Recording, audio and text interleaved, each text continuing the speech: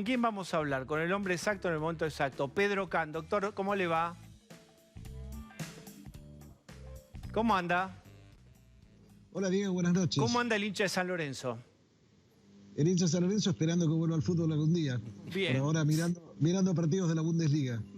¿Qué le parece esto de que estamos viendo el Güemes? Bueno, la verdad que no tengo más datos que lo que ustedes dieron. Vi que son 36, 37 casos de personal de salud.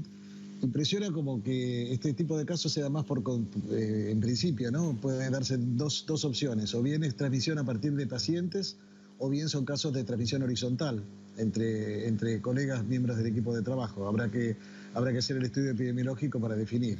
No podría dar una opinión informada. Bueno, quiero compartirle la frase del día, o para mí me parece que es una de las frases del día.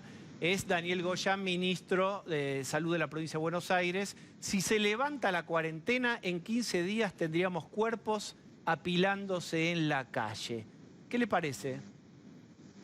Que es una posibilidad, no podemos afirmarlo. Usted sabe que yo trato de ser muy prudente con los pronósticos, pero no puedo descartar que eso sea cierto. Es decir, yo creo que nadie está hablando seriamente de levantar la cuarentena, es decir, de que de repente todo vuelva al 19 de marzo. Eso creo que usted, yo y todos los televidentes sabemos que no es así. De hecho, fíjese que una buena parte del país ha levantado una buena parte de las medidas.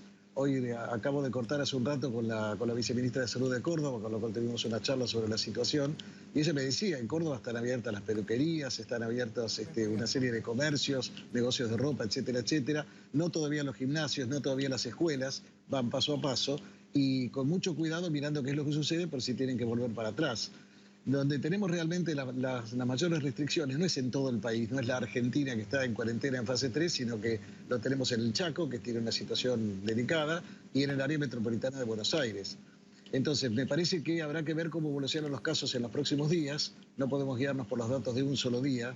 Antes un colega suyo me preguntaba, ¿estamos mejor, doctor, que hoy tenemos 600 y pico de casos y ayer tuvimos 700 y tantos? Y yo le decía que no podemos mirarlo por un día, porque no estábamos peor ayer que teníamos 795, ni estamos necesariamente mejor hoy que tenemos 637. Bien, sí, diga. No, adelante, Diego. No, lo que pasa es que fue una frase fuerte porque uno va aprendiendo de lo que escucha de ustedes, los infectólogos, de esta idea de los relojes, ocupación de cama de terapia intensiva, lamentablemente fallecidos también es un reloj, y como uno ve eso, digamos, los infectados subiendo, pero esos relojes los ve quietos cuando aparece esta declaración de que en 15 días tendríamos cadáveres en las calles, uno dice, ¿puede realmente ocurrir eso? ¿Sería tan rápido que se produce este desastre sanitario? Mire, no me impresiona que eso pueda ocurrir tan rápido, pero no me animaría a decir que no cuando uno ha visto lo que ha ocurrido, por ejemplo, con ese tipo de escenas macabras, digamos, en Perú, en Ecuador, inclusive en Brasil. El escenario de fosas comunes es un escenario que está existiendo ahora en esos países. Y el escenario de los camiones frigoríficos con cadáveres también ha funcionado. Decir que va a pasar en 15 días, yo no puedo afirmarlo. Declararle ante escribano público bajo juramento que eso no va a ocurrir, tampoco puedo. Es decir, es una situación cambiante, muy dinámica, tenemos que estar atentos y ser... Mire, le vuelvo a repetir algo que le dije el otro día, Diego. Tenemos que dar tanta apertura como sea posible, con todos los cuidados que sean necesarios. Bien, yo quiero compartir con usted una palabra que apareció en una carta firmada por algunos intelectuales y científicos cuestionando la cuarentena, que es la, ¿cómo se llama? Infectadura, ¿no? Como una condensación de dos palabras, infección o infectólogos, no sé, y dictadura. ¿Cuál es su mirada sobre eso? A ver, tengo tres cosas para decirle sobre eso. Primero, que estamos en una democracia, de modo que la libertad de expresión existe y cada uno tiene derecho a expresar por escrito, educadamente, la opinión que le parezca. O sea que sobre la forma no tengo nada que decir. Sobre el contenido sí tengo dos cosas que a mí realmente me parecieron complicadas. En primer lugar, hablar de infectadura me parece que ofende a los infectólogos, cuando en realidad lo que se quiere es confrontar con políticas del gobierno. Y la verdad, no es mi caso por edad. No soy yo la persona, pero la mayoría de los infectólogos del país están en la primera línea trabajando, arriesgando su salud y su vida, arriesgando posibilidad de llevar la infección a sus familias. Y realmente que se los insulte de esa manera me parece bastante desafortunado. Y en tercer lugar, me parece que desde 1983 en adelante, a partir del nunca más, queda claro que La dictadura todos sabemos lo que es. La dictadura significa 30.000 desaparecidos, significa secuestros de bebés, violaciones y de asesinatos y de demás cuestiones. De modo que colgarle el mote de dictadura a los infectólogos o a un gobierno cualquiera, y no importa el signo que tenga, me parece que es violar ese pacto democrático con el cual me parece que coincidimos, si no todos, seguramente más del 90% de los argentinos. A ver, Pablo de León. Ahora, doctor, siguiendo con esto, concretamente, esta carta, usted sabe, se refiere directamente a usted y a los otros infectólogos e infectólogas que están cerca del presidente. Los están relacionando a ustedes directamente con la gestión de este gobierno nacional. Va contra ustedes puntualmente. Sí, en primer lugar, déjeme aclararle, Pablo, que varios de los infectólogos que integran este grupo están trabajando en primera línea. Le puedo citar los nombres uno por uno. Tomás Orduna en el Hospital Muniz, por ejemplo, Gustavo Lopardo en el Hospital Vicente López y así de seguido. Yo no, porque soy demasiado viejo para eso, digamos. Simplemente no me dejan ir. Ahora, por otra parte, es un error de concepto que entiendo que debe ser por desinformación. Prefiero no creer que sea por mala fe, porque nosotros no gobernamos. A mí no me votó nadie, Pablo. A ver, yo fui invitado por la Secretaria de Acceso a la Salud a una reunión en la cual se constituyó el comité de asesoramiento.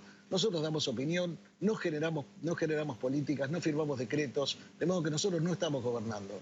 Pueden estar de acuerdo o en desacuerdo con las cosas que recomendamos. Eso es absolutamente lógico y otra vez en democracia puede haber distintas formas de ver las cosas. Pero lo que no pueden es acusarnos a nosotros de ser responsables de lo que está sucediendo y mucho menos de hablar de una dictadura. Le vuelvo a repetir que así como el otro día tuvimos una amable diferencia con Osvaldo sobre el tema del gueto de Varsovia, de la misma manera tengo diferencias con las personas que califican de dictadura a un gobierno que te podrá gustar o no, pero fue elegido democráticamente. Como fue elegido democráticamente Alberto Fernández, fue elegido Horacio Rodríguez Larreta, fue elegido Kicillof y cada uno de los otros 23 gobernadores.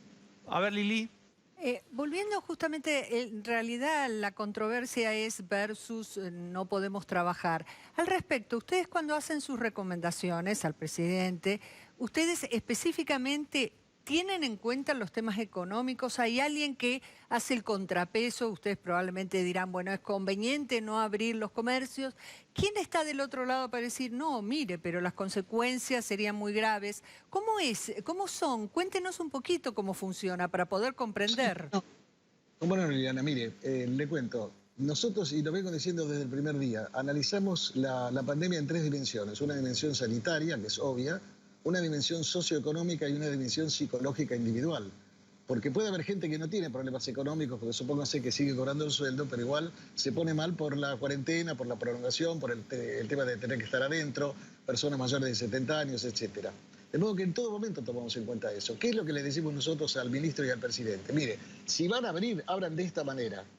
Abran lo que a ustedes les parezca. Nosotros no somos quien para decir si tiene que abrir un comercio, tiene que abrir la petroquímica, o tiene que abrir la industria maderera, o tiene que abrir la industria electrónica. Eso, la verdad que yo no soy más que un ciudadano común y no puedo dar una opinión informada sobre eso. Pero si van a abrir, por ejemplo, le dijimos, ¿ustedes quieren abrir las plantas automotrices? Adelante. Pero que la gente no viaje en medios de transporte común, sino que se vayan caminando, en bicicleta o que les pongan en transporte. Eso es lo que nosotros decimos. Es decir, nosotros indicamos de qué manera mantener el distanciamiento social. Y fíjese qué interesante, Liliana, una cosa que yo también vengo repitiendo. Si usted mira la industria farmacéutica, desde el laboratorio de especialidades medicinales hasta el farmacéutico de la esquina de su casa. Si usted mira la industria de la alimentación, desde el envasador de productos en lata o la persona que es recolectora agrícola, hasta el supermercado donde usted va a hacer las compras, prácticamente no ha habido casos allí. Sin embargo, estuvieron en actividad desde el 20 de marzo. ¿Por qué? Porque respetaron el distanciamiento social. Ahora, fíjese que al mismo tiempo, perdón, Diego, termino con esto, fíjese que al mismo tiempo suceden episodios como el de los casamientos de la colectividad judía o situaciones como el baby shower en Necochea. Sí, y en Santa Cruz también la fiesta de 50 personas, creo que estaba Rudy Ulloa, ¿verdad? Hubo transgresiones en todo. Pródigo en las latitudes, la transgresión. Sí. Sí, la verdad que eso de Santa Cruz no lo sabía, es otra mala noticia. Pero ayer lo escuchaba el intendente de Necochea, indignado, porque habían abierto un montón de actividades en Necochea. Ahora tienen aparentemente, creo que 30 infectados y unas 300 personas en observación. Tuvieron que volver a la fase 1 y cerrar todo. Entonces es muy importante que las cosas que se vayan abriendo, la gente se limite a hacer lo que tiene autorizado y no que diga, bueno, ya que abrieron, entonces ya que abrieron tales comercios o abrieron tales industrias, yo me puedo juntar y hacer una fiesta. ¿no es cierto? Doctor, permítame, usted se queda ahí y escuche porque está Alfredo Vidal, que es el director general del Güemes. Así, No, ¿cómo no? usted está escuchando también. Doctor Vidal, ¿cómo le va? Buenas noches, ¿qué tal? Muy bien. Bien, ¿Cómo cuéntenos están? qué pasó ahí en el Güemes.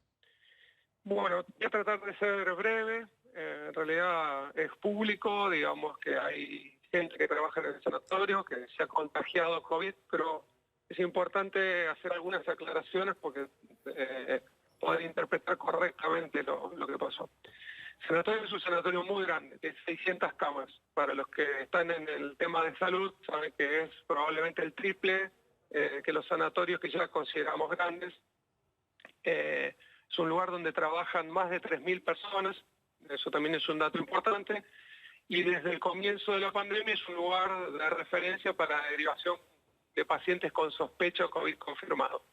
Quiere decir que venimos atendiendo una gran cantidad de pacientes. Para que tengan una idea, en el día de hoy, a la mañana, en nuestra reunión diaria de comité de crisis, teníamos casi 120 pacientes internados con la enfermedad confirmada, con PCR, y unos casi 60 sospechosos que estaban en evaluación esperando el resultado del test. Es decir, unas 180 personas sobre 600 camas. En este contexto, desde el principio de la pandemia, digamos, tuvimos un montón de gente que dejó de venir a trabajar por factores de riesgo y empezamos a tener hace semanas ya los primeros casos de contagio. Pero ahí hay otra aclaración que es muy importante. Estos casos, cada caso es evaluado por un equipo de infectólogos para tratar de entender cuál es el origen de contagio y además para rastrear los contactos cercanos, porque las personas que estuvieron cerca del paciente o del personal infectado y no estuvieron suficientemente protegidos tienen aislamiento preventivo durante 2 semanas. Así que empezamos a tener algunos casos. Estos casos fueron todos de gente que se había contagiado fuera de la institución. No teníamos casos de gente que se había contagiado atendiendo a un paciente con COVID. Esto parece sorprendente, pero no es tan sorprendente porque para entrar en una habitación de un paciente sospechoso, toda la gente entra equipada, con las máscaras, con los barbijos, con los camisolines cuando corresponde, etcétera. Pero cuando sale de las habitaciones, uno se siente más seguro y a veces las medidas de distanciamiento de las que estaban hablando se relajan. Y digamos, tengamos en cuenta que todas las personas viven en otros lugares, van a comercios y muchos se trasladan con servicios públicos. Entonces, Bien. en este contexto tuvimos algunos casos y lamentablemente tuvimos los siguientes casos que fueron contagios entre personas que trabajan en el sanatorio. Otra vez, uno se cuida mucho delante del paciente, pero empecemos a detectar casos y confirmar casos de gente que se contagiaba en contacto con otra persona infectada que había venido de afuera. Muy bien. Entonces, venimos haciendo un seguimiento exhaustivo. Al día de hoy hay 36 personas que tienen el test de COVID confirmado. Algunas de estas personas, no puedo precisar si son 6, 7 u 8, en principio deben controlarse para volver a trabajar esta semana, porque esto ya pasó hace semanas. Y afortunadamente todos los casos que tenemos hasta ahora son todos casos leves. No hay nadie que haya tenido una enfermedad grave. Correcto. Quiero, para terminar de ponerlo en el contexto, porque 36 suena como una enormidad, estamos hablando del 1 o 1,1% de las personas que trabajan, son más de 3.000 como mencioné. Es un Bien. número que nos preocupa y que nos ocupa todos los días, Clarísimo. pero es un número, digamos, que no es sorpresivo en este contexto. Vidal, gracias, ¿eh? No, de nada. Muchas gracias a ustedes. Bueno, a mí me Bueno. parece, digamos, más allá del conflicto que representa para el Güemes estos infectados, como ver esto en vivo con el doctor Khan, que estuvo escuchando todo, y, digamos, y el director general del Güemes está diciendo, tuvimos los recaudos, todos los procedimientos, todo aceitado, pero, ¿qué dice, doctor? Pero que la gente viaja en transporte público, la gente se mueve en otros ambientes. ¿Se acuerda que yo, aún antes de escuchar al director del Sanatorio Güemes, a quien no tengo el gusto de conocer, yo le dije que había muchos casos de transmisión horizontal entre los trabajadores de salud? Es decir, que no necesariamente, por el hecho de que uno sea trabajador de salud, necesariamente la infección venga del paciente. Por supuesto que hay casos de infección de trabajadores de la salud que se han contagiado en el ejercicio profesional. Pero la gente tiene una vida, aparte de las 8 horas que trabaja en un sanatorio o en un hospital. Entonces, también puede ser que los contagios vengan por ahí. Y si luego, en la reunión médica, en el intermedio, cuando se hacen los ateneos, cuando se hacen las discusiones, no se guarda la distancia, puede ocurrir que esto suceda así. De todas maneras, si las cosas son, como dice el director, que la gente tenía su equipo de protección personal, bueno, es más difícil pensar que el contagio pueda venir por esa vía, ¿no? Bien, a ver, Osvaldo. Sí, buenas noches, doctor, ¿cómo le va? Hagan otra pieza memorable que pueda damos vuelta por... Doctor, hagan como si fuera Gorosito hacía con Acosta, con el Beto Acosta. Hagan una jugada que después esta secuencia da vuelta por todos los canales. Vamos. Osvaldo, tú puedes. De ninguna La gente manera, va a Diego. pensar que está preparado. A ver, Bazán, si Primero puede una hacer. puntualización. Yo nunca hablé del gueto de Varsovia, yo hablé de guetos simplemente. Bueno, Pero- dale. Bueno. Le Ahora habremos viejas heridas. No, para nada.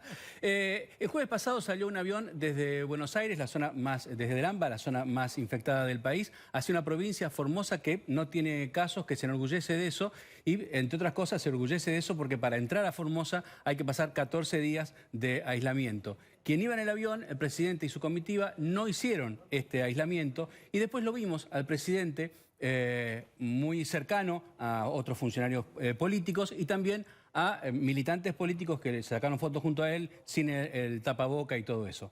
Más allá del propio peligro que puede correr el presidente y la gente que está cerca, eso fue evidentemente un muy mal ejemplo. A través de las redes mucha gente decía al día siguiente, si el presidente puede ir a abrazarse con un gobernador, yo después de 70 días que veo y hablo por teléfono con mis padres o mis abuelos y los veo muy mal, si a él no le pasa nada, yo también puedo ir a abrazar a mis abuelos. Y en gran parte de la cuarentena la gente la rompió por eso. ¿Usted qué habla con el presidente? ¿Le dice estas cosas? ¿Dice el ejemplo y la autoridad moral que debe tener el presidente para poder después pedir que la gente haga esto? Bueno, nosotros siempre le recomendamos al presidente que se cuide, eso es una recomendación general. Lo que no me consta, Osvaldo, lo que usted dice es que gran parte de la gente rompió la cuarentena después de ver al presidente. No sé si hay alguna estadística que mira eso. No, digamos. no sé si habrá una estadística, evidentemente no hay una estadística, Claro. pero sí hay gente que lo dijo que le pasó. Hay gente que le dijo que... Una cosa es decir que hay gente que le dijo que le pasó y otra cosa es decir que gran parte de la gente, porque gran parte implicaría más del 50%. O sea, Bueno, estaríamos hablando de números. Sí, es cierto, Entonces, pero es entendible. Pongamos las cosas en perspectiva. Si usted me pregunta a mí si a mí me parece bien, no me parece bien lo que pasó el otro día. La verdad que a mí me hubiera gustado verlo al presidente con el barbijo colocado y evitando el abrazo y haciendo, como hace habitualmente, el golpe de puño o el codazo con otra persona. Así lo vi yo saludarse con Jorge Macri, por ejemplo, en una reunión. Lo vi en los prolegómenos de las reuniones en Olivos, como se saludaba con Diego Santini, como se saludaba con Rodríguez Larreta, como se saludaba con Eduardo Valdés, por recordar los nombres que me acuerdo en este momento. En ningún caso se abrazó. ¿Por qué se abrazó ahí? ¿Habrá tenido un exceso de confianza porque Formosa tiene 0 casos? Bueno, me parece que no era lo más prudente, pero bueno, tampoco es cuestión de que el presidente va a hacer caso, a pesar de lo que algunos creen. No es que el presidente hace caso a lo que decimos nosotros. En todo caso, recibe el asesoramiento y decide él, ¿no? Claro, pero digo, como está pidiéndonos a todos los argentinos, a millones de argentinos, que tengamos el distanciamiento social, que nos quedemos en casa y que usemos tapabocas, digo, se necesita una autoridad moral para decir eso. Bueno, no creo que el presidente pierda autoridad moral porque haya pasado lo que pasó en Formosa. Otra vez me parece que son términos un tanto fuertes. Me parece que la autoridad moral del presidente surge de la legitimidad en las elecciones. En todo caso, No estaba hablando de eso, evidentemente, pero seguro que estoy usando conceptos fuertes en su concepto, nada más.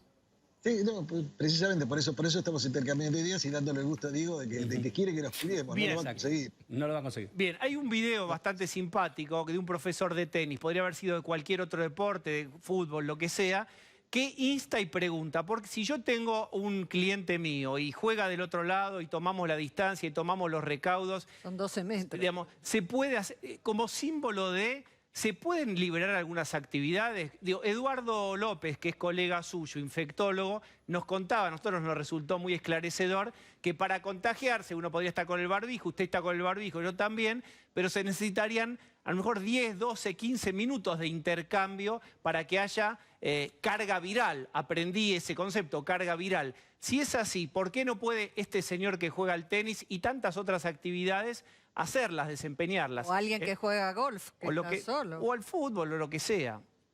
Bueno, no, son cosas distintas. Golf, tenis y fútbol son cosas distintas, porque el fútbol es un deporte que Con tiene contacto. contacto interpersonal, Golf está solo. cosa que en el golf y en el tenis no ocurre, así que sería seguramente más fácil. Ahora, la pregunta no es, el problema no es el tenis. Entre paréntesis, mi ex profesor de tenis me escribe una vez por semana y me dice, Pedro, ¿cuándo me liberan las canchas de tenis? Como si No fuera yo creo el que le las libere. escriba con mucho cariño. No, me escribe con cariño porque hicimos una buena relación, pero siempre, digamos, él me pide a mí como si yo fuera la persona que lo puede liberar. El tenis no es el problema, Diego. El problema es que la gente tiene que ir hasta las canchas de tenis. El tema es el viaje. Usted plantea que el tema es el viaje. Claro, no es la actividad. Como tampoco la actividad es el comercio de ropa, digamos. Si la gente entra de a una, como estamos entrando a la farmacia, como estamos entrando digamos, a los supermercados chicos, a los grandes entra más gente, obviamente, porque depende del metraje. Guarda la distancia del 1,5 metros, usa el barbijo, todo lo demás no debería tener problema. El problema es cómo llega la gente. Las actividades están más limitadas por el tema del transporte. Si hubiera alguna forma, estoy diciendo una cosa que es imposible, de geolocalizar y decir, bueno, la gente que vive a distancia de ir caminando de la cancha de tenis, ¿puede ir a jugar al tenis? Sí, podría ir a jugar al tenis. Bien. Pero lo que pasa es que no hay forma de hacerlo. Yo tengo para mí la última y quiero ser, no sé, quiero tener confianza con usted para preguntarle esto y que no se interprete, no usted. Hay mucha gente que se puede incomodar. La verdad es que ustedes nos enseñaron que hay relojes, número de fallecidos, ocupación de camas. Tocamos madera, hoy hubo exactamente 11 fallecidos. Para el que tiene un familiar es muy doloroso, pero hay como un serruchito, 9, 12, 13, 15, 8. ¿Qué debemos? ¿Cuánto falta? Si esto estaba preparado para preparar al sistema sanitario, Claro. si la cuarentena tenía como objetivo preparar al sistema sanitario y entendemos que más o menos está preparado el sistema sanitario y no se disparan las agujas, ¿qué tenemos que esperar? Dos cosas, Diego. Primero, hemos tenido días de 0 muertos y hemos tenido días de 24. Así que, digamos, el serruchito puede tener picos y caídas. En segundo lugar, los objetivos de la cuarentena. El primero era la preparación del sistema sanitario, la preparación de la sociedad, la preparación del equipo de salud, etcétera. Pero también el hecho de aplanar la curva y tratar de tener la menor cantidad de casos en conjunto. Porque lo que es absolutamente cierto es que si nosotros tuviéramos un pico desenfrenado y se nos juntaran miles de casos en pocos días, no hay sistema de salud en la Argentina o en el mundo que lo pueda aguantar. Por el momento, ¿qué es lo que estamos viendo? Y usted hizo una observación aguda con eso. Tenemos un aumento en el número de casos, obvio, 600, 700, 500, 600, 700, etcétera, pero no tenemos en la misma proporción un aumento de muertes. ¿Por qué? Porque estamos diagnosticando probablemente gente mucho más joven, básicamente la gente que está en los barrios vulnerables, suele ser gente más joven, lamentablemente porque no se llega viejo en los barrios vulnerables, se muere más joven. Entonces la proporción de pacientes geriátricos es mucho menor, o de personas de tercera edad es mucho menor en esas barriadas que en el resto de la ciudad. Y entonces probablemente por eso estamos viendo que de alguna manera el número de personas fallecidas no crece en la misma proporción que el número de nuevos casos. Pero eso no es para quedarse tranquilo y dormirse en los laureles, porque si tuviéramos una explosión de casos, vamos a tener inevitablemente una proporción del 2%, del 3%, del 4% de personas que van a fallecer. No es lo mismo el 4% de 100 que el 4% de 1.000 o el 4% de 10.000. Está clarísimo. Bueno, la última entonces la puede hacer Marce Pagano. A ver. ¿Qué tal? ¿Cómo le va, doctor? Buenas noches. Hola, Marcela. ¿Qué tal? ¿Cómo le va? Frente a los números Bien. que tenemos y teniendo en cuenta las recomendaciones que usted está dando, como usted dice, las pueden tomar o no desde el Ejecutivo, pero en principio evidentemente las están siguiendo bastante al pie de la letra porque van en línea con lo que usted sugiere. Evidentemente, quiero remarcar algo, estamos frente a una posibilidad que los negocios de cercanía abran, porque si un supermercado puede vender ropa o electrodomésticos, y como he visto yo, un hiper hoy lleno de autos, es decir, que no hay un transporte público y gente que hace cola de distanciamiento, ¿por qué no podría suceder lo mismo? Es una pregunta con un shopping comercial que vende también electrodomésticos e indumentaria, entre otras cosas. No, yo voy un paso más allá, Marcela. Fíjense, por ejemplo, ¿por qué puede vender ropa un supermercado y no puede vender ropa un negocio de cercanía? No lo Claro, entiendo. claro, ¿por qué? Bueno, eso yo no tengo una respuesta, no me parece que sea correcto. Pero desde lo Así- sanitario lo que queda clarísimo es que usted dice, si se cumple un protocolo, sí se puede hacer. Si se cumple un protocolo se podría hacer, pero otra vez ahí lo que tenemos que ver es el tema del transporte. Esa es una cosa fundamental. Fíjense que no ha habido una aplicación uniforme. hay una casa grande, digamos, que vende artículos de ferretería que todos conocemos, que por ejemplo en la ciudad de Córdoba solamente vendía los artículos de ferretería que estaban permitidos, pero usted no podía comprar muebles, no podía comprar otras cosas. Sin embargo, en otras localidades del país estaba, y no era porque estuvieran en mejores situaciones, estaban abiertos y vendían todo tipo de mercadería. Cierto. Entonces me parece que ahí hace falta, a ver, lo digo con la máxima comprensión por las autoridades municipales de cada uno de los municipios, provinciales y nacionales. Se está trabajando sobre la marcha y digamos, haciendo ensayo y error, pero me parece que habría que ajustar esas cosas, porque si se puede vender ropa en un supermercado, hay que poder vender ropa en el comercio de vecindad. Yo estoy completamente de acuerdo con usted, Marcela. Gracias, doctor. Bien, doctor, siempre tan amable. Muchas gracias, de verdad. Al contrario, un placer como siempre. Y no logró que nos peleáramos con Osvaldo. Muy mal, No lo logró. muy mal. No lo va a lograr. Es una frustración Hay de que mi volver a conducción. llamarlo. Gracias, doctor. Hasta cualquier momento.